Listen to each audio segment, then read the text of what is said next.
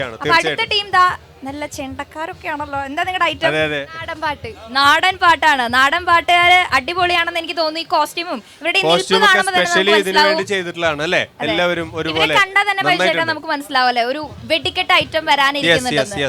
ഒരു പവർഫുൾ ടീമാണ്. അതെ. അപ്പൊ നിങ്ങളുടെ സ്കൂളിന്റെ പേരെന്താ? ആരാ സംസാരിക്കണ? പേര് പറയോ? ശ്രീലക്ഷ്മി. ശ്രീലക്ഷ്മി ഏത് സ്കൂളിലാ? പുല്ലംകുളം. ഏതാ?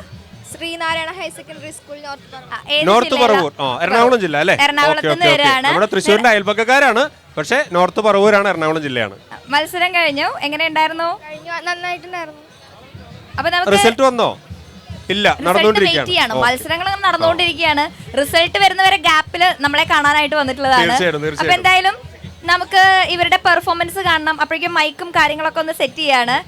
ഓക്കെ, നിങ്ങള് വലിയ പ്രിപ്പറേഷൻ ഒക്കെ ആയിട്ടാണല്ലോ വന്നത്. കുറെ നാളത്തെ പ്രാക്ടീസ് ആണ്. എങ്ങനെയാണ് നാടൻ പാട്ട് നിങ്ങൾ പ്രാക്ടീസ് ചെയ്യാൻ തുടങ്ങിയിട്ട് കുറെ നാളായോ? 6 മാസം. എന്നിട്ട് നന്നായിട്ട് പെർഫോം ചെയ്യാൻ പറ്റിയോ മത്സരത്തിന്? പറ്റി. നിങ്ങൾ സ്ഥിരമായിട്ട് വരുന്ന ആൾക്കാരാണോ കലോത്സവത്തിന്? ഇല്ല, നാടൻ പാട്ടിന് ആദ്യമായിട്ടാണ് ഇറങ്ങുന്നത്. ആദ്യമായിട്ടാണ്, സ്കൂളിൽ നിന്ന് ആദ്യമായിട്ടാണ് അല്ലേ സ്റ്റേറ്റ് ലെവലിൽ വരുന്നത്? സ്കൂളിൽ നിന്ന് ആദ്യമായിട്ടല്ല, നിങ്ങൾ ആദ്യമായിട്ടാണ്. അങ്ങനെ ആദ്യമായിട്ട് നമ്മളൊരു ട്രയൽ നടത്തി സ്റ്റേറ്റ് ലെവൽ വരെ എത്തി നിൽക്കുകയാണ് അല്ലേ?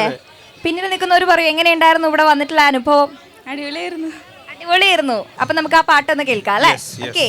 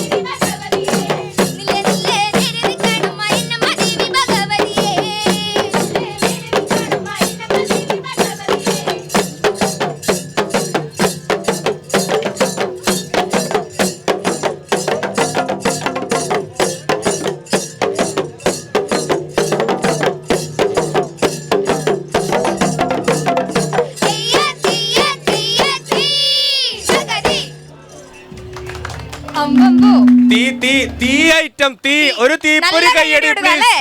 നല്ലൊരു കയ്യടി പ്ലീസ്. എന്തൊരു രസമാണ് നിങ്ങളെ കാണാൻ. മുഖത്തൊക്കെ എന്ത് കോൺഫിഡൻസ് ആണ് എല്ലാവരുടെയും. തീർച്ചയായിട്ടും അല്ലേ? അതെ.